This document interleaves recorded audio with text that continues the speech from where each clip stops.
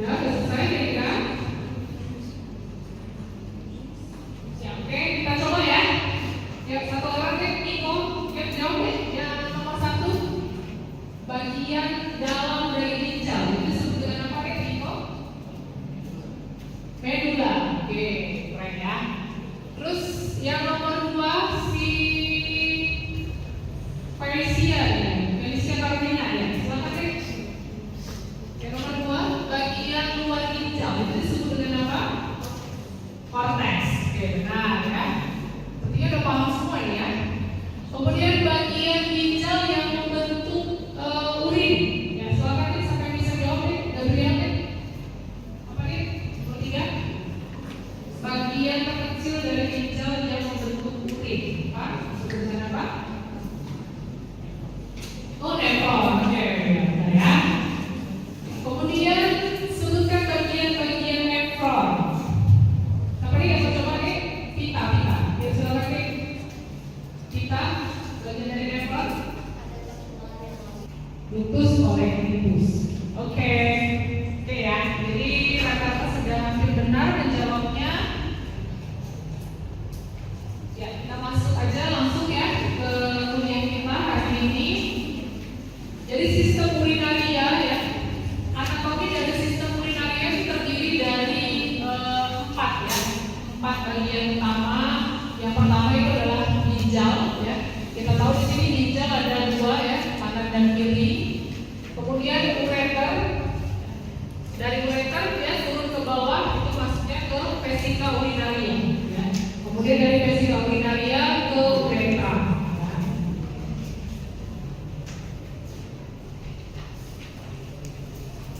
Nah, yang pertama itu ginjal. Nah, kita lihat di sini gambarannya. Ginjal itu letaknya itu adalah retroperitoneal ya. Retroperitoneal pada dinding abdomen ya. Yaitu dia di bagian posterior ya. Bagian posterior itu berarti bagian belakang. Satu pada setiap sisi kolumna vertebralis ya, setinggi vertebra torakal 12 sampai dengan lumbal 3. Jadi dia bagian atasnya itu dia di torakal yang ke-12 ya. Yang bawahnya itu lumbal 3. Kemudian otot pelindung ginjal itu ada otot yang di sekitaran abdomen ya, yaitu ada otot transversus abdominis, kemudian quadratus lumborum dan psoas major. Nah, kalau ginjal kanan ini dikelilingi oleh hepan, kolon dan duodenum, sedangkan ginjal kiri dikelilingi oleh iek, lambung, pankreas, duodenum dan juga kolon. Nah, pada orang dewasa itu panjang ginjal sekitar 12 sampai dengan 13 cm, lebarnya adalah 6 cm dan tebalnya 2,5 cm. Beratnya itu lebih kurang 150 gram. Nah, bentuk ginjal itu jadi bagian dalamnya itu disebut dengan medula. Nah, kalau yang bagian medula ya, substansia medularis itu dia terdiri dari piramid renalis. Nah, kalau kalian lihat ini bentuknya itu seperti piramid kayak ini ya. Nah, ini dia yang disebut dengan medula ya, bentuknya seperti piramid. Jumlahnya itu 18 sampai 16 buah. Dia mempunyai basis di sepanjang ginjal, sedangkan apexnya menghadap ke sinus renalis ya. Nah, jadi maksudnya itu apex ya. Apexnya itu yang ini ya. Apexnya itu yang ini. Kemudian basisnya itu yang ini ya. Apexnya itu dia menghadap ke sinus renalis ke sini ya. Nah, bagian medula ini dia mengandung bagian tubulus yang lurus, kemudian ansa Henle, vasa recta dan ductus oligens yang terminal. Nah, nanti kita lihat yang di slide selanjutnya ada tentang nefron, nanti mungkin lebih jelas gambarnya di sana ya. Jadi kira-kira kalian bayangkan aja kalau ginjal itu dia terdiri dari 2 lapis yang utama ya, yaitu yang cortex dan yang medula. Yang medula itu yang bentuknya seperti piramid ini.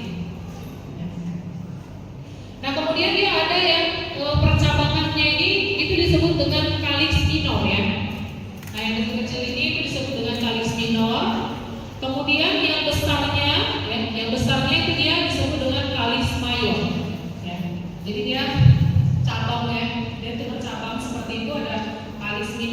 kemudian kalis mayor dan turun ke bawah sini ya. Ke bawah ini disebut dengan pelvis renalis. Ya, udah paham ya? Jadi yang ini tuh disebut dengan pelvis renalis. Nah, kalau dia terus lagi ke bawah sini itu yang disebut dengan ureter. Ya, jadi kalau ureter itu dia perpanjangan daripada si pelvis renalis. Ya. Nah, kemudian kalau bagian luar ya, bagian luar atau eksternal itu disebut dengan korteks. Ya. Jadi substansia korteks ini berwarna coklat merah. Kemudian konsistensinya itu lunak dan bergranula. Substansia ini dapat tepat di bawah tunika fibrosa, melengkung di sepanjang basis piramid yang berdekatan dengan garis sinus renalis. Dan bagian dalam di antara piramid itu dinamakan columna renalis, ya, mengandung glomerulus, tubulus proximal dan distal yang berkelok-kelok dan juga ductus columnaris. Jadi maksudnya ini ya. Jadi di antara si medula ini tadi, di antara piramid kan ini ada kayak ruangan seperti ini ya. Ada ya, kelihatannya ini ruangannya ini. Nah, ini yang disebut dengan columna renalis ya. Jadi kalau ini dia medulanya berbentuk seperti piramid ya. Ruangan di antaranya ini disebut dengan columna ya, columna. Jadi kalau satu lobus renalis itu dia yang inilah potongannya ini ya. Potongannya ini disebut dengan lobus renal. Jadi lobus renal itu terdiri dari bagian korteks dan juga piramid renalis ya, bagian piramid renalis. Nah, jaringan ikan pembungkus ginjal itu ada fascia renal ya, yang pembungkus keluar disebut dengan fascia renal. Kemudian ada lemak perirenal, yaitu jaringan adipose yang terbungkus dengan fascia ginjal. Kemudian kapsula fibrosa ya, jadi membran halus transparan yang langsung membungkus ginjal dan dapat dilepas dengan mudah. Jadi pelapis ginjal itu dia ada 3 ya, fascia renalis, lemak perirenal dan juga kapsula fibrosa. Ya. Nah, jadi kira-kira kalau di dalam rongga abdomen tuh ginjal kita seperti ini. Nah, jadi kalau ini diafragma ya. Nah, itu dia di bawahnya nih kayak ini ya. Nah, ini tuh adalah rem dextra ya, ginjal kanan.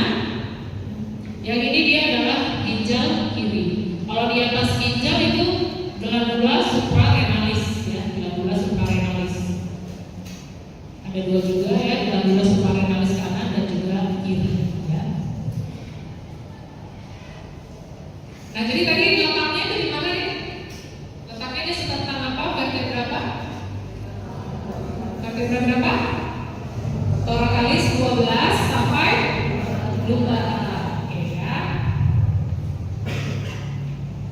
Nah, ini dia gambaran yang lebih jelasnya ya. Kita lihat di sini, yang ini dia piramida renalis ya. Nah, kalau yang di luar piramida renalis ini disebut dengan apa tadi? Columna renalis ya, ruangannya. Korteks itu dia yang ini ya. Korteks itu yang ini yang di luarnya. Kemudian yang ada piramidnya ini dia disebut dengan medula ya. Kemudian yang ini ya, ini disebut dengan kalis minor ya. Ini kalis minor, kemudian ini yang besarnya disebut dengan kalis mayor ya. Kemudian terus dari kalis mayor ini yang disebut dengan pelvis renalis ya. Pelvis renalis di bawahnya itu dia turun menjadi ureter ya. Paham ya? Oke, jadi ini kalau kita lihat ya, pandangan posterolateral dari belakang dan dari samping ya, posterolateral. Jadi kita lihat di sini ini ginjal ya. Jadi dia dilindungi sama otot, ada latissimus dorsi ya, kemudian musculus erector spina, kemudian musculus quadratus lumborum ya. Musculus quadratus lumborum itu yang memanjang. Seperti ini. Kemudian ada musculus obliquus externus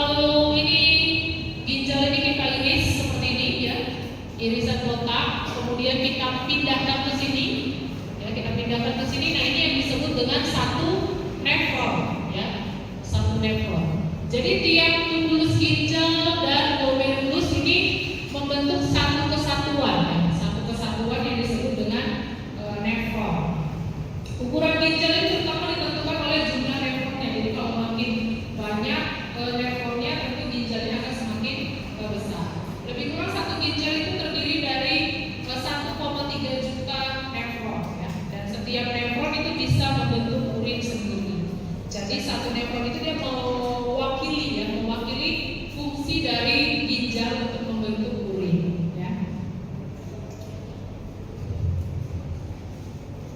Nah, jadi kalau nefron ini terdiri bagian-bagiannya apa aja? Yang pertama itu adalah si glomerulus, ya. Glomerulus.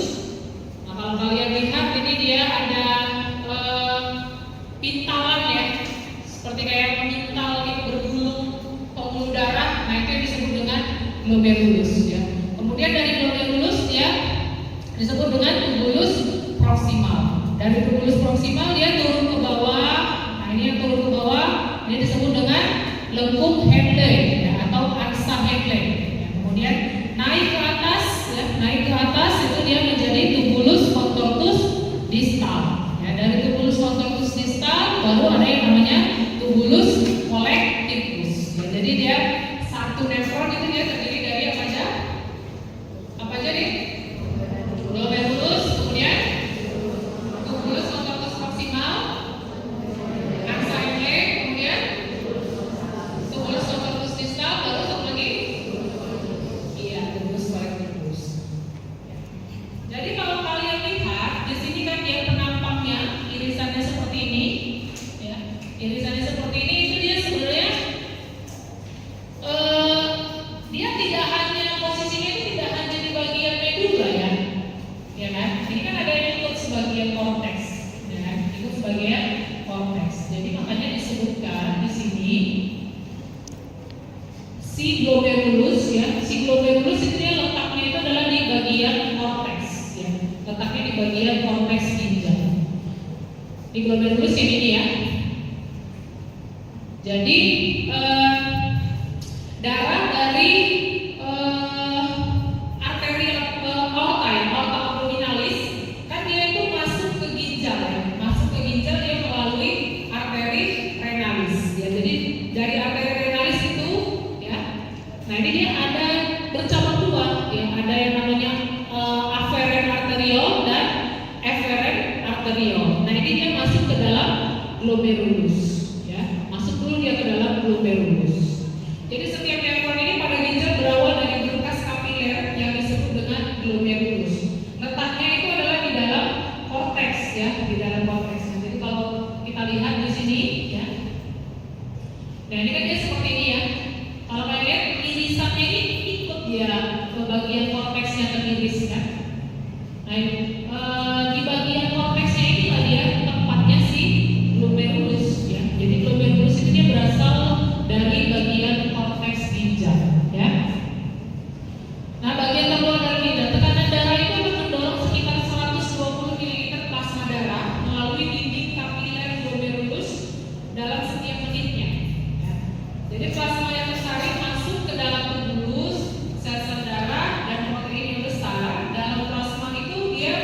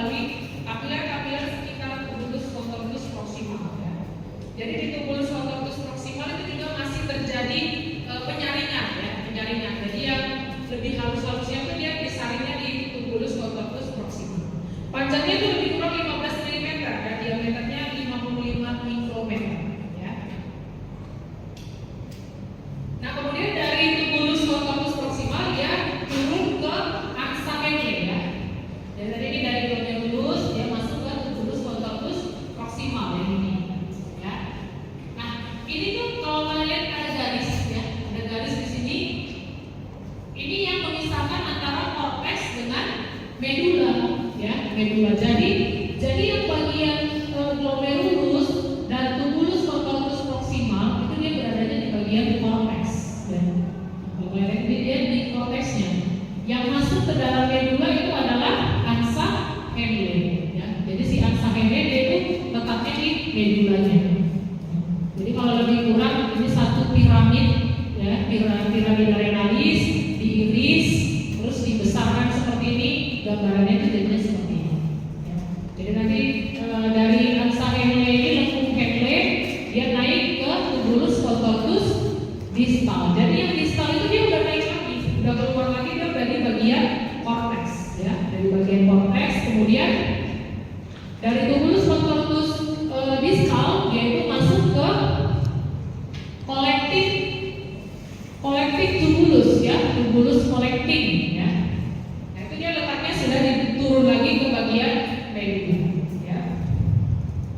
Nah kalau yang ansa Henle itu berbentuk seperti pencetit rambut yang merupakan bagian dari membran ginjal, di mana tubulus menurun ke dalam medula, ya, bagian dalam ginjal, dan kemudian naik kembali ke bagian contortus dan membentuk ansa. Ansa itu artinya cekungan, ya, cekungan atau lengkungan, yang disebut dengan ansa. Jadi total panjang ansa Henle itu 2 sampai dengan 14 mm. Ya. Nah kemudian ada yang disebut dengan tubulus contortus distal, ya. Ini kembali lagi, ini gambarnya lebih jelas juga lagi. Ini garis yang memisahkan antara korteks dengan medula, ya. Jadi di sini lebih jelas disebutkan, ya. Ini ada glomerulus. Tadi yang bagian yang menyaring disebut dengan apa di dalam glomerulus? Kapsula Bowman, ya, kapsula Bowman. Nah ini dia letaknya di bagian korteks, ya. Kemudian dia turun ke tubulus contortus proximal, ya, jadi turun ke bawah membentuk ansa Henle. Nah kemudian dia naik lagi ke bagian korteks, ya. Ini yang disebut dengan tubulus contortus distal, ya, distal. Jadi ini merupakan tangkai yang naik dari ansa Henle mengarah pada poin longgar kedua. Maksudnya dia membentuk anyaman longgar yang kedua. Yang pertama tadi kan si tubulus contortus proximal, yang keduanya tubulus contortus distal, ya. Jadi penyesuaian yang sangat baik terhadap komposisi urin dibuat pada tubulus contortus distal. Hanya sekitar 15% dari filtrat glomerulus, ya, yaitu sekitar 20 ml per menit ini mencapai tubulus distal. Jadi yang 80%-nya itu dia udah diserap, ya, diserapnya disaring di glomerulus, kemudian disaring lagi di tubulus contortus yang proximal, di ansa Henle, dia tinggal masuk ke tubulus contortus distal itu hanya 20%, ya. Sisanya itu kalau diserap kembali dalam tubulus proximal. Nah, kemudian dari tubulus contortus distal dia masuk ke ductus colligens medula. Ini merupakan saluran yang secara metabolik tidak aktif, ya. Jadi dia itu maksudnya hanya untuk kayak mengumpulkan itu postingannya nyala, ya kan. Terus dibilang kalau kita minum itu harus duduk, karena kalau enggak urinnya itu bisa langsung jatuh dari ginjal ke kandung kemih. Itu dia ilmunya salah. Jadi dia bukan seperti itu prosesnya, tapi dia harus ada dulu gerakan peristaltik, ya, supaya bisa cairan atau urinnya itu yang dihasilkan oleh ginjal itu bisa turun ke kandung kemih, ya. Jadi dia itu bukan kayak seperti pipa gitu aja, cuma hanya menyalurkan, ya. Tapi dia harus ada gerakan dulu baru dia bisa turun urinnya ke kandung kemih, ya. Nah kemudian kalau ureter itu dia dibagi menjadi 3, ya. Ureter pars abdominalis dan ureter pars cervical, ya. Jadi kalau yang secara radiologi dia dibagi 3, ya, ureter sepertiga proximal, sepertiga medial, dan sepertiga distal, ya. Kalau ureter pada wanita berjalan pada bagian dorsal ovarium, ya, yaitu dari ligamentum carinal 1 sampai 2 cm lateral cervix uteri, dan ventral dari batas lateral vagina. Sedangkan pada pria itu berjalan ventral dari cranial vesicula seminalis, ya, dan lateral dari turbus deferens. Nah dari ureter dia masuk ke kandung kemih, ya. Jadi lokasinya itu adalah di belakang sifisis pubis di depan rektum, di depan rektum. Organ ini terletak agak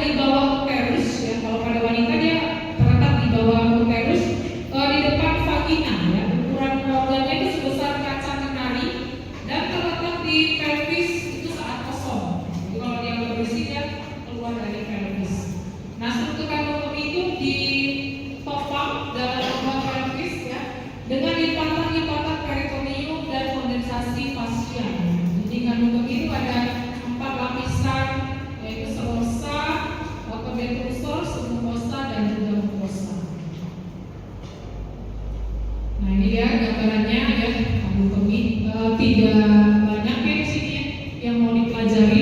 Jadi kira-kira gambarannya seperti ini.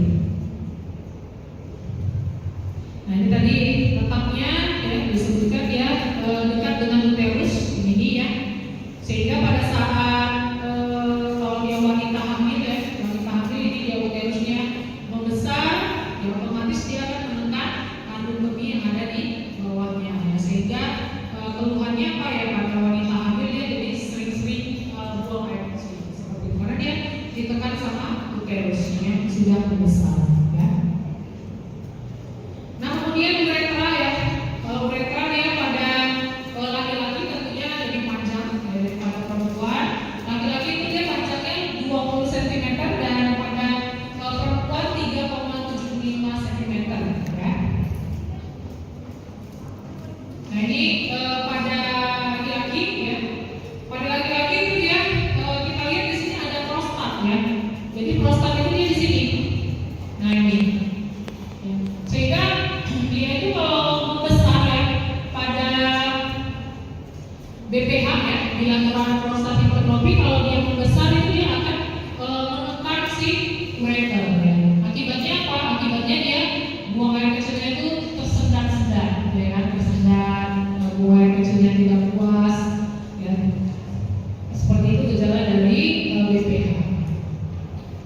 Nah kemudian vaskularisasi ginjal ya, aliran darah ginjal ini berasal dari arteri renalis ya. Jadi arteri renalis itu merupakan cabang dari aorta abdominalis ya. Dari aorta abdominalis bercabang menjadi arteri renalis ya, itu dia nanti yang masuk ke si glomerulus ya.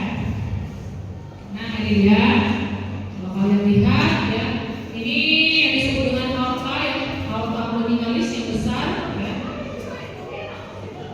Kalau ini dia vena cava inferior ya.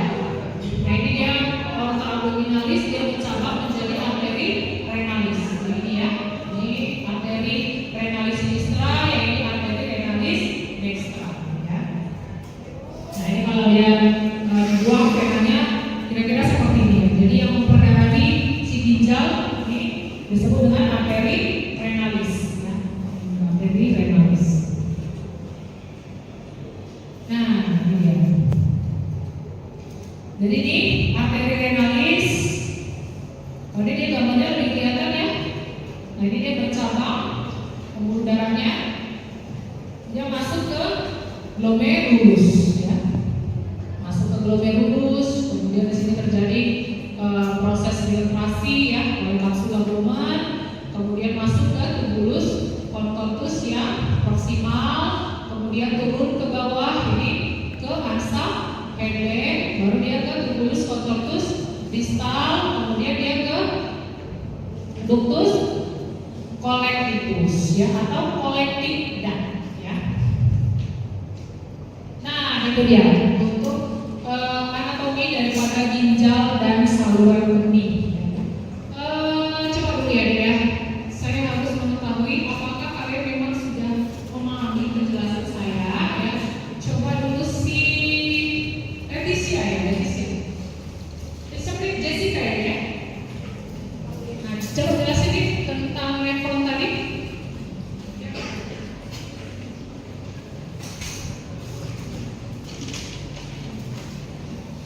Paham ya? Oke, ada lagi nih yang mau ditanyakan kira-kira nih dari penjelasan saya hari ini? Udah paham semua ya? Nah, oke, tadi kan saya sudah memberikan tugas ya untuk kita kerjakan ya, jadi saya memberikan waktu selama 10 menit ya untuk mengerjakan tugasnya, kemudian nanti dikumpulkan melalui counting ya, melalui counting. Oke, berarti tadi untuk yang ini, nah tadi bagian-bagian nefron, tadi saya pengen jawab bagian-bagian nefron, pita ya pita. Oke, bisa dijelaskan ulang ya bagian-bagian nefron tadi masih kurang tepat tadi. Apa aja bagian-bagian nefron tadi nih?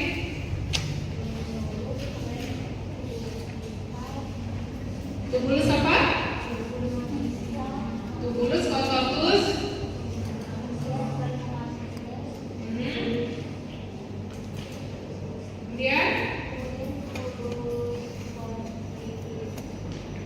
Mengerti?